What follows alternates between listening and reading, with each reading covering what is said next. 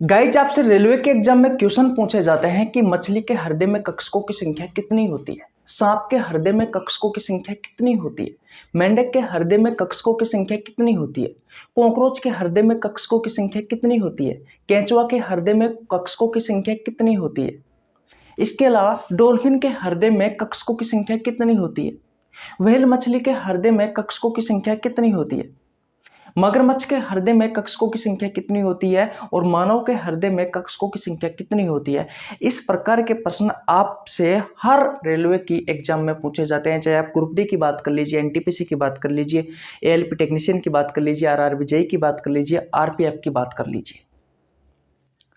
नमस्कार, मैं रवि एक बार फिर से स्वागत करता हूं आपका अपना यूट्यूब चैनल साइंस गुरु रवि में। तो इस वीडियो में मैं आपको पढ़ाने वाला हूं हृदय में कक्षकों की संख्या के बारे में। तो हेडिंग लगा लीजिए chambers of heart. Chambers of heart.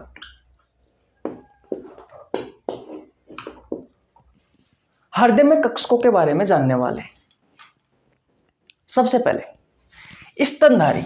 स्तनधारी जैसे कि गाय, भैंस, घोड़ा, बकरी, कुत्ता, इन सभी के हृदय में कक्षकों की संख्या कितनी होती है? 4 होती है। डॉल्फिन। डॉल्फिन एक स्तनधारी है। डायरेक्ट आपसे क्वेश्चन पूछा जाता है क्या डॉल्फिन एक स्तनधारी है क्या? तो बिल्कुल स्तनधारी है, ये इंपॉर्टेंट है। आपसे क्वेश्चन पूछा जाता है कि डॉल्फिन के हृदय में कक्षकों की संख्या कितनी होती है? तो 4 होती है। व्हेल मछली के बारे में पूछा जाता है कि व्हेल मछली क्या है? एक मछली है क्या? यह एक स्तनधारी है? तो भैया व्हेल मछली भी एक स्तनधारी है, ये भी इंपॉर्टेंट है।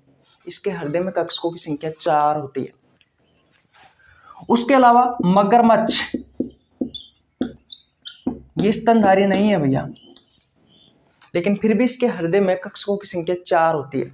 और उसके अलावा जितने भी पक्षी है जो एवीज वर्ग में आते हैं, उन सभी के हृदय में कक्षकों की संख्या 4 होती है। तो अगर आपसे गाय, भैंस, घोड़ा, बकरी, कुत्ता, डॉल्फिन, व्हेल मछली, मगरमच्छ, इन सभी के बारे में पूछे और पक्षियों के बारे में पूछे तो बता देना कि इनके हृदय में कक्षकों की संख्या कितनी होती है। इनके हृदय में कक्षकों की संख्या 4 होती है भैया। कितनी होती है? 4 होती है। रेलवे में यहां से क्वेश्चन पूछे जाते हैं भैया, इस बात का आपको ध्यान रखना है। उसके अलावा दूसरे नंबर पर आपको उभयचर। उभयचर में क्या आता है? मेंढक, ऐसे जीव जो धरती पर और पानी पर दोनों जगह पर रह सकते हैं, मेंढक।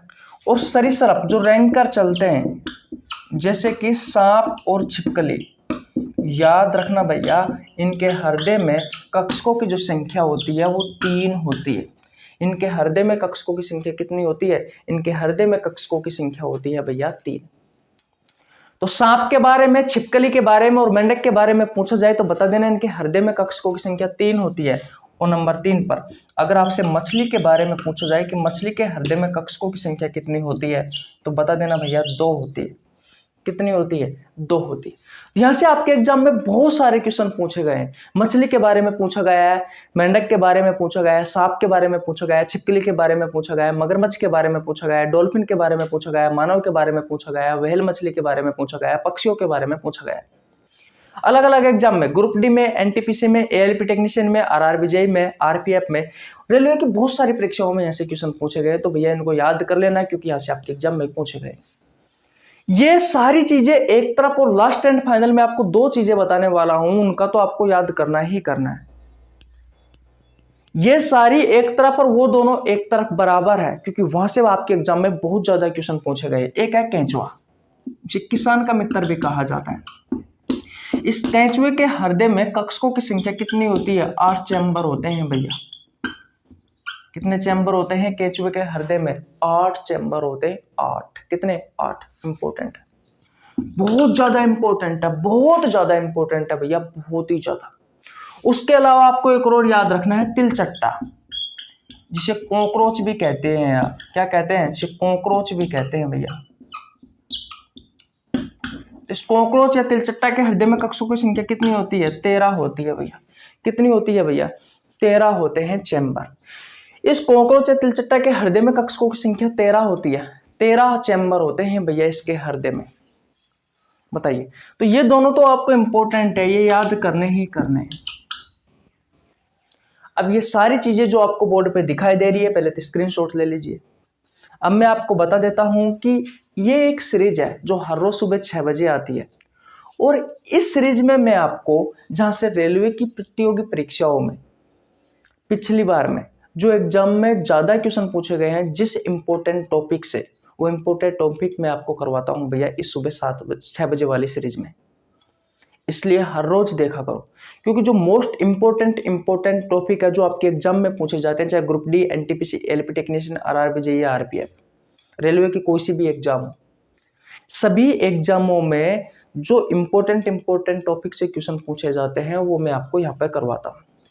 लेकिन मैं यहाँ पर सिर्फ आपको करवाता ही हूँ, इनके बारे में डिटेल में बहुत अच्छे से जो मैं आपको पढ़ाता हूँ वो चैप्टर में पढ़ाता हूँ। ब्लड सर्कुलेटरी सिस्टम वाले चैप्टर में मैंने इन सभी के बारे में पढ़ाया है आपको। अगर आपने नहीं पढ़ा है ब्लड सर्कुलेटरी सिस्टम यानी कि रक्त परिसंचरण तंत्र वाला चैप्टर, तो आपको नीचे लिंक डिस्क्रिप्शन में मिल जाएगा, आप जाकर चेकआउट कर सकते हैं। गाइज, मेरा नाम रवि है, मैं सभी प्रतियोगी परीक्षाओं के लिए बायोलॉजी पढ़ाता हूँ। जो कंटेंट आपको पेड कोर्स में उपलब्ध नहीं होता है, उससे अच्छा कंटेंट देने की कोशिश करता हूँ। आपको हमारे साथ जुड़ने के लिए 1 रुपये देने की आवश्यकता नहीं है, सिर्फ आपको चैनल को सब्सक्राइब करना है, बेल आइकन को प्रेस करना है, ताकि आपके पास हमारी वीडियो का नोटिफिकेशन टाइम टू टाइम पहुंच जाए। और कुछ नहीं चाहिए भैया। अगर आप में से कोई भी भाई रेलवे की तैयारी कर रहा है, वैसे तो ये सीरीज मैंने रेलवे वाले बच्चों के लिए ही स्टार्ट किया, तो रेलवे वाले बच्चे ही देख रहे होंगे। तो भाई अगर आप रेलवे की तैयारी कर रहे हो, तो रेलवे वाले बच्चों के लिए मैंने बायोलॉजी का एक स्पेशल बैच स्टार्ट किया था 1 फरवरी से, जिसमें मैं आपको बायोलॉजी के प्रीवियस ईयर के क्वेश्चन करवा रहा हूँ chapter wise. Human disease, vitamin, digestive system और एंडोक्राइन सिस्टम, इन 4 चैप्टरों के मैं आपको कंप्लीट प्रीवियस ईयर के क्वेश्चन कंप्लीट करवा चुका। ग्रुप डी में आए हुए question, NTPC, ALP technician, RRB, JEE, RPF, इन सभी में पूछे गए क्वेश्चन मैंने आपको बहुत अच्छे से करवाए। फिलहाल मैं इसी बैच में ब्लड सर्कुलेटरी सिस्टम स्टार्ट कर रखा है, जिसके भी लगभग 58 क्वेश्चन कंप्लीट हो चुके हैं और अभी भी चालू है। लगभग 50 क्वेश्चन और करवाने वाला हूं मैं इसमें। तो प्रत्येक चैप्टर में मैं आपको 100 या 120, कभी कभी 135 क्वेश्चन भी हो जाते हैं, तो 100-150 के बीच में क्वेश्चन करवाता हूँ प्रत्येक चैप्टर से, जो आपसे अलग अलग एग्जाम में पूछे गए हैं, ग्रुप डी में, एनटीपीसी में, एलपी टेक्नीशियन में। तो भैया अगर वो बैच आपने ज्वाइन नहीं किया है, तो शाम 7 बजे उसकी क्लास आती है हर रोज। उस बैच का नाम है Janshatabdi express batch biology RRB 2024।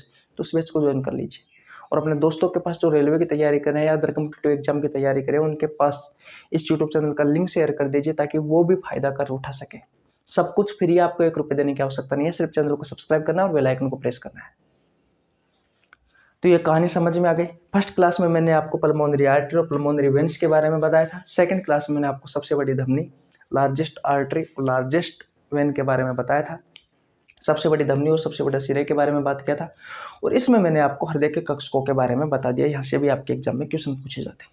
हो सकता है कल मैं आपको ब्लड प्रेशर के बारे में बता दूँ, रक्तचाप या रक्तदाब के बारे में बता दूँ, या कोई अच्छा और इम्पोर्टेंट टॉपिक मिल गया। वैसे ब्लड प्रेशर के बारे में चर्चा करेंगे, क्योंकि ऐसे आपके एग्जाम में क्वेश्चन पूछे जाते हैं, जैसे कि सिस्टोलिक प्रेशर का मान पूछ लिया जाता है, डायस्टोलिक प्रेशर का मान पूछ लिया जाता है।